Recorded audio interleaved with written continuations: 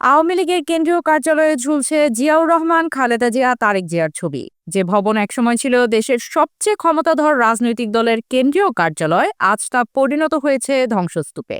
একসময় সুসজ্জিত ভবন এখন পরিত্যক্ত, পোড়া, লুট হওয়া এক ভয়াবহ বাস্তবতা বহন করছে। গুলিস্তানের বঙ্গবন্ধু এভিনিউতে আওয়ামী লীগের কেন্দ্রীয় কার্যালয়ের সামনের রাস্তা দিয়ে হাঁটাও তাই, কারণ ভবনের নিচতলা এখন ব্যবহার হচ্ছে গণশৌচাগার হিসেবে। 6 মাস ধরে পড়ে থাকা মলমূত্রের দুর্গন্ধ ছড়িয়ে পড়ছে আশেপাশে। প্রশ্ন উঠছে, এই ভবনগুলোর এই অবস্থা হলো কিভাবে? কি ঘটেছিল 5ই আগস্টের সেই ঘটনায়? বিস্তারিত জানাচ্ছি আজকের আগামী সকালে। বিদেশে উচ্চশিক্ষার সেরা অফার নিয়ে আপনাদের পাশে আছে ভিসা পয়েন্ট ইন্টারন্যাশনাল বাংলাদেশ। গত 5ই আগস্ট আওয়ামী লীগ সরকারের পতনের পর রাজধানীর বিভিন্ন কার্যালয়ে ভয়াবহ হামলা ও লুটপাট হয়।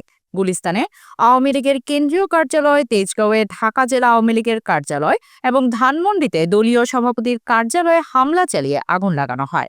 এরপর চলে লাগাতার লুটপাট, ভাঙচুর।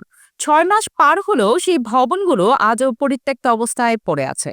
গুলিস্তানের কেন্দ্রীয় কার্যালয়ের নিচতলা পরিণত হয়েছে এক অনিয়ন্ত্রিত গণশৌচাগারে।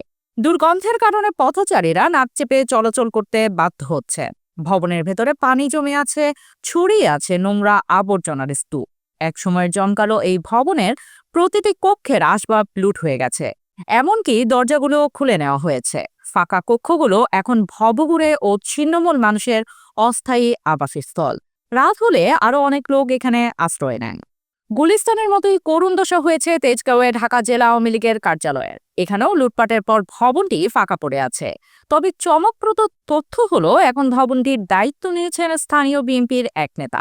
রফিক মাতুব্বর নামে ওই ব্যক্তি জানান, প্রতিদিন ছিন্নমূল মানুষ ভবনের অবশিষ্ট মালামাল লুট করতে আসে। পরিস্থিতি নিয়ন্ত্রণে রাখতে তিনি ভবনের প্রধান ফটকে তালা দিয়েছেন। ধানমন্ডিতে আওয়ামী লীগের সভাপতির কার্যালয়েও একই চিত্র। ভবনের প্রবেশ পথ বন্ধ করে দেওয়া হয়েছে কাঠের বেড়া দিয়ে। এলাকাবাসীরা জানান, ছাত্রলীগ নিষিদ্ধ হওয়ার পর আওয়ামী লীগের কোনো নেতাকর্মীকে সেখানে আর দেখা যায় না। তবে বিকেল হলে বিএনপির কিছু কর্মী এখানে এসে আড্ডা দেন। 2018 সালে 10 কোটি টাকা ব্যয়ে নির্মিত গুলিস্তানের কেন্দ্রীয় কার্যালয়, 2023 সালে উদ্বোধন হওয়া তেজগাঁওয়ের জেলা কার্যালয়, সবই একসময় ছিল জমকালো রাজনৈতিক কর্মকাণ্ডের কেন্দ্রস্থল। কিন্তু এখন সেখানে ভুতুড়ে পরিবেশ। যে ভবনগুলো একসময় ছিল কর্মী সমর্থকদের প্রাণকেন্দ্র, সেখানে আজ শুধুই নীরবতা, ভাঙচুরের চিহ্ন আর স্মৃতির ধ্বংসাবশেষ। ক্ষমতা চিরস্থায়ী নয়, এটাই যেন চোখে আঙুল দিয়ে দেখিয়ে দিচ্ছে এই পরিত্যক্ত ভবনগুলো। রাজনীতির চিত্র বদলে গেলে কিভাবে একসময় প্রধান কার্যালয়গুলো পরিণত হতে পারে ধ্বংসস্তূপে, তা এখন স্পষ্ট। আপনার মতামত জানাতে ভুলবেন না। এই প্রতিবেদনটি কেমন লাগলো কমেন্টে জানান। লাইক দিন, শেয়ার করুন এবং আমাদের আগামী সকাল চ্যানেল সাবস্ক্রাইব করুন পরবর্তী আপডেটের জন্য।